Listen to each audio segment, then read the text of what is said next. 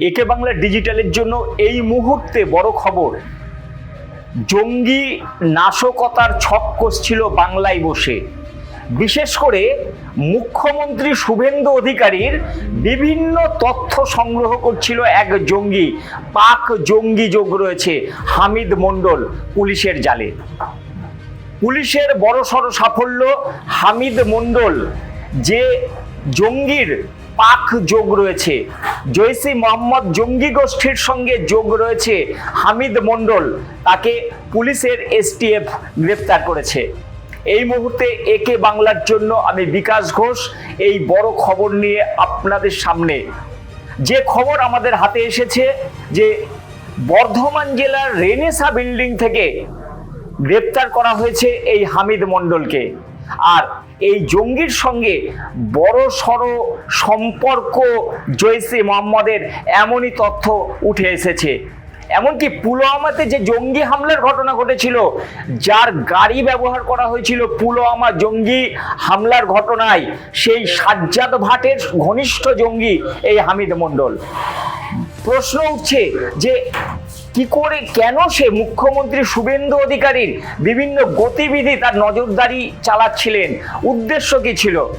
তাহলে কি কোনো রকম নাশকতার ছক ছিল বাংলায়?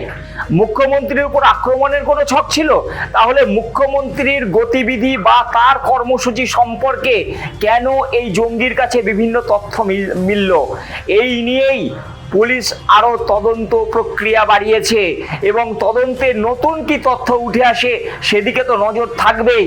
তবে যে তথ্য এই মুহূর্তে উঠে এসেছে যে পুলওয়ামা জঙ্গি হামলার পিছনে যার গাড়ি ব্যবহার করা হয়েছিল তার অত্যন্ত ঘনিষ্ঠ এই ধৃত জঙ্গি হামিদ মণ্ডল, এবং হামিদ মণ্ডলের কাছ থেকে একাধিক নথি ও তথ্য জোগাড় করা হয়েছে।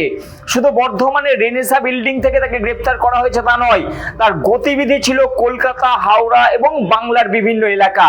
সে নিউ টাউনে ঘুরেছে, সে হাওড়া, সে কলকাতা, অর্থাৎ কলকাতা এবং লাগোয়া এলাকাগুলিতে সে বিভিন্ন সময়ে ঘোরাফেরা করেছে। কি উদ্দেশ্য নিয়ে, কি তাদের উদ্দেশ্য ছিল, এর পিছনে আর কারা জড়িত, আর কোনো জঙ্গি গোষ্ঠীর মাথা এই তাদের সঙ্গে রয়েছে কিনা, এই সামগ্রিক বিষয়গুলো খতিয়ে দেখছে পুলিশ। এবং তাকে গ্রেপ্তার করার পর বলা যেতে পারে এটা অবশ্যই পুলিশের বড় সড় সাফল্য, এবং এই হামিদ মণ্ডলকে গ্রেপ্তারের পর আরো অন্যান্য একাধিক জঙ্গির নাম সামনে উঠে আসতে পারে এমনটাই মনে করা হচ্ছে। এবং যেটা সত্যিই ভয়ঙ্কর যে পাক জঙ্গি যোগ সরাসরি কলকাতায়, সরাসরি বর্ধমানে, এবং জৈশে মোহাম্মদের মতো একটা জঙ্গি গোষ্ঠীর নাম উঠে আসছে এই হামিদ মণ্ডলকে গ্রেপ্তারের ঘটনা থেকে। আরো বিস্তারিত তথ্য আমরা যখনই আপনাদের সামনে পারবো আমরা তুলে ধরবো। তবে এই মুহূর্তে যে বড় খবর, জৈশে মোহাম্মদের অত্যন্ত ঘনিষ্ঠ জঙ্গি এই হামিদ মণ্ডল, এবং তার কাছ থেকে উদ্ধার হয়েছে মুখ্যমন্ত্রীর গতিবিধি সংক্রান্ত বিভিন্ন নথিপত্র।